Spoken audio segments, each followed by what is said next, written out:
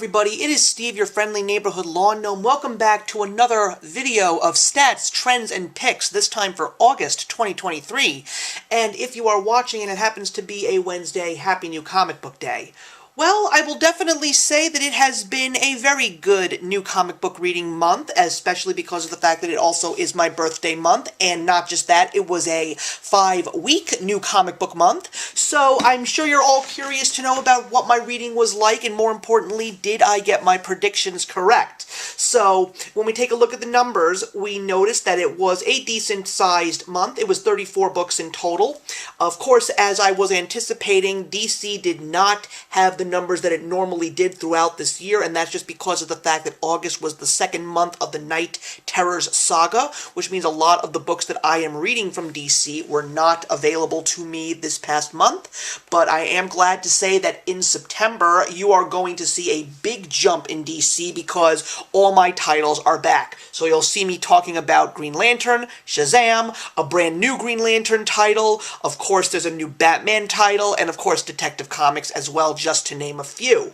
But once again, Image rose up to the top, this time with just one less comic than last month in July.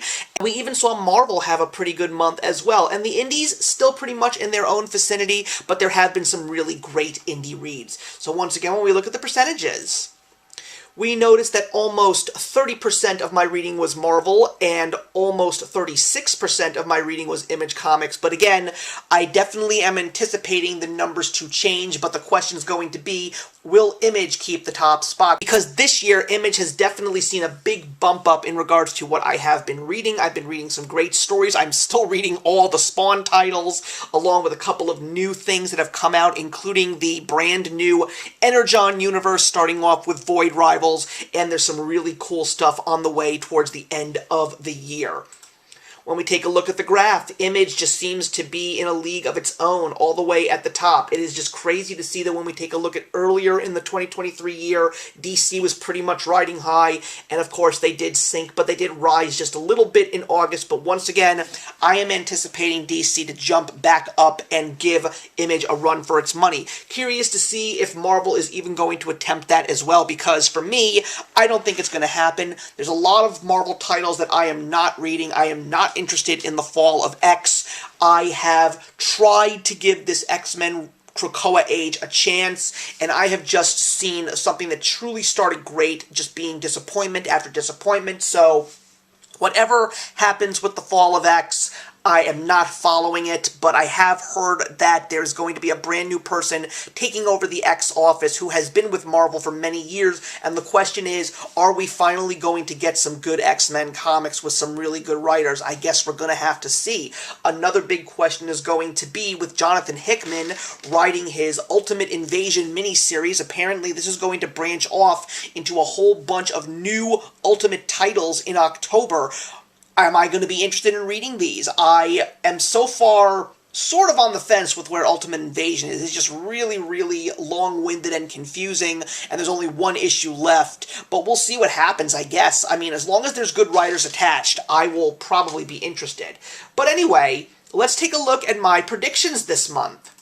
So the good news is, it was definitely a good month for me. I saw 3 of my 5 actually reach the top spot, and I am personally not surprised by all of that. So when we take a look at what we got in the first week of August, I knew that it was going to go to The Last Ronin, The Lost Years, issue number 5, merely because of the fact that there really weren't that many titles that came out in the first week of August. But it was a very good conclusion to a series that was not as good as its predecessor, but I also really appreciated the journey that The Last Ronin took to get to where he was at the very beginning of the Last Ronin universe and storytelling. And we also got some really big news that there is going to be a new chapter in the Last Ronin saga starting in December of 2023, so I am hoping that it is going to be good. For the second week of August, I said that it was going to be between 2 titles. It was going to be between Swan Songs issue number 2 over at Image, as well as Ghost Lore over at Boom Studios, and W. Maxwell Prince came out on top. with Swan Songs issue number 2. I am still going to say that Ghost Lore issue number 4 was very, very good. This comic book is really cool. There's a lot of depth to it. Really curious to see how the rest of the story is going to go. But Swan Songs, I mean, it's W. Maxwell Prince. You guys know how much I love him so dearly. For the third week in August, I was planning to give it to Wild's End issue number 3 over at Boom Studios from Dan Abnett. It was a great read, but a certain title that I constantly rant and rave about in a good way came out on top, and it was Batman Superman World's Finest issue number 18 over at DC Comics. One of the few DC titles that was giving me stuff that I was interested in this month, and we are now in between story arcs 3 and 4, so we're getting a little side story. This time it's a two-parter, and what we got this time was the secret origin of World's Finest. So basically, it takes place in the late Golden Age, where Superman and Batman meet each other as their superhero counterparts, as well as their disguised counterparts. So it was definitely fun, but there is definitely a bigger piece to this story, and I am excited for the second part of this little interlude, and I will tell you guys why later on today in this video.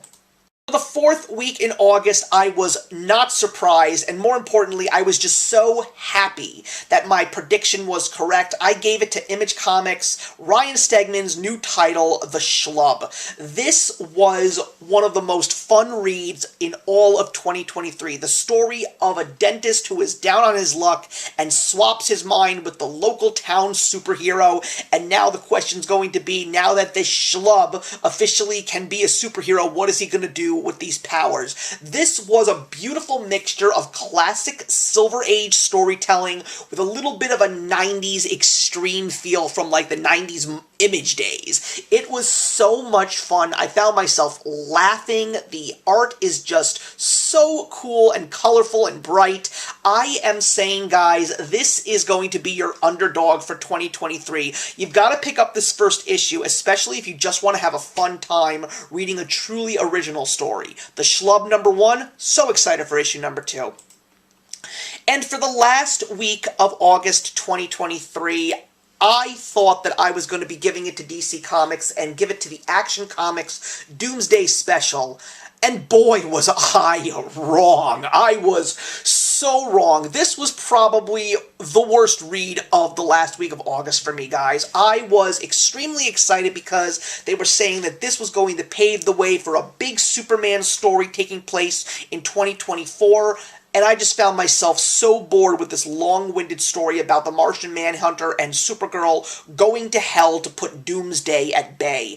So at this point in time, I thought I was even going to be interested in picking up some more Action Comics as well as some Superman, because we've got two really good writers on those titles. Philip Kennedy Johnson is still over at Action Comics, and Josh Williamson is writing Superman.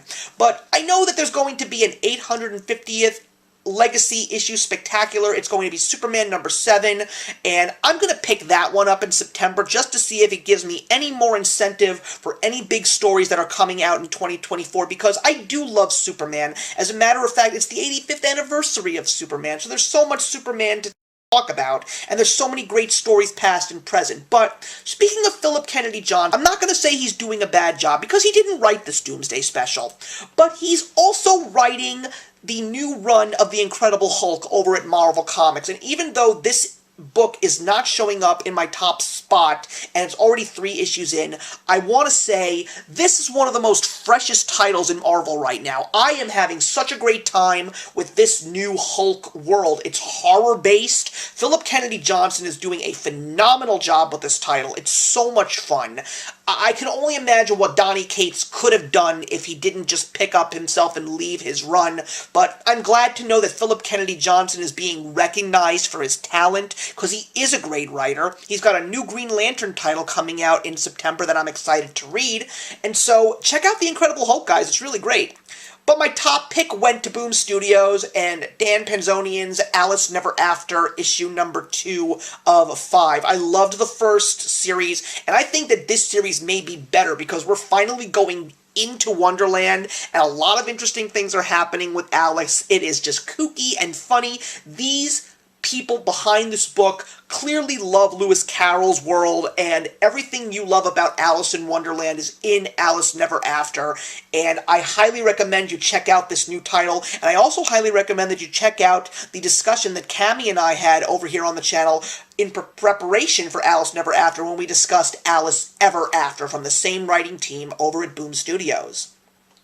So those are all of what happened with me in regards to my reading in August. So what are we in store for September 2023? Well, there's a lot of great titles coming out in September 2023, especially with Night Terrors concluding. There's a small amount coming out in the first week of September, but there's a great deal of stuff to enjoy. But I am going to go out on a limb, even though I have a feeling there's going to be a different title in the top spot. But speaking of limb, Ron Marz and Ron Lim are back together with a follow-up to their amazing miniseries Silver Surfer Rebirth, with Silver Surfer Rebirth Legacy #1. And I love these little miniseries that Marvel has, whether it's the Maestro series or the ones that Ron Lim and Ron Marz are doing. These guys truly love Silver Surfer, and the fact that they were reunited to do that original miniseries last year, to come back and do another one, just makes me really excited for another fun time with these writers and artists. So I am thinking that Silver Surfer #1 Rebirth Legacy could show up at the top spot, but who knows? For the second week, it's going to be another very strong week. So many great titles, but I am giving it immediately to Image Comics' Fish Flies issue #2 by Jeff Lemire, because issue #1 was so incredible, and I am expecting nothing less from Jeff Lemire. He's writing it, he's drawing it, loved the first issue. I'm anticipating a great second issue. For the third week in September, there are some great titles coming out, but I am giving it to Batman Superman World's Finest, issue #19, over at DC Comics. Mark Waid and Dan Mora, even though Dan Mora is not doing the interlude series, we usually have a different artist, but the only reason why I am excited for this second installment in this little interlude story is because it focuses around one of my favorite supervillains, the Riddler.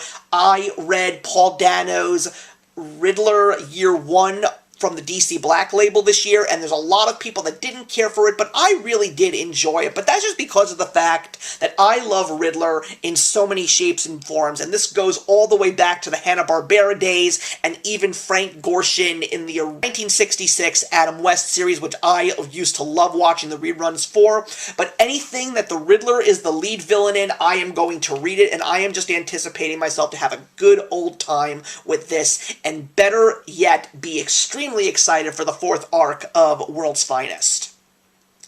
And for the final week in September 2023, it's a great month, guys. I wish I could just go through the laundry list of all the titles that are coming out each week in September, but I am giving the final week's top spot in September 2023 to none other than Marvel Comics' Miracle Man, The Silver Age, issue #6 of 7. I have been dying for the Neil Gaiman, Mark Buckingham story to finally continue. This book has been pushed so many times. Could it possibly get pushed again? I have a feeling it could be, which is why I am not anticipating a perfect prediction month in September of 2023. But oh man, if this book actually does come out at the end of September, I am guaranteeing you this is going to be my #1 pick for the last week of September 2023, because I am just loving this world. I'm loving Miracle Man. It's my favorite comic book of all time. I'm not kidding. I want to talk about this on the channel so many times, but I just need some other people to talk about it with me. But if you've been reading Miracle Man, The Silver Age, I'm pretty sure you're probably just as excited and enthusiastic about issue #6 of 7 as I am. And of course, is going to wrap up another video of stats, trends, and picks. Please leave your comments in the box below. Let me know what some of your favorite reads in August of 2023 were. Let me know if I missed anything, and I'm looking forward to returning for another video to discuss more of my current comic reading. But in the meantime, everybody, I will see you in the next one.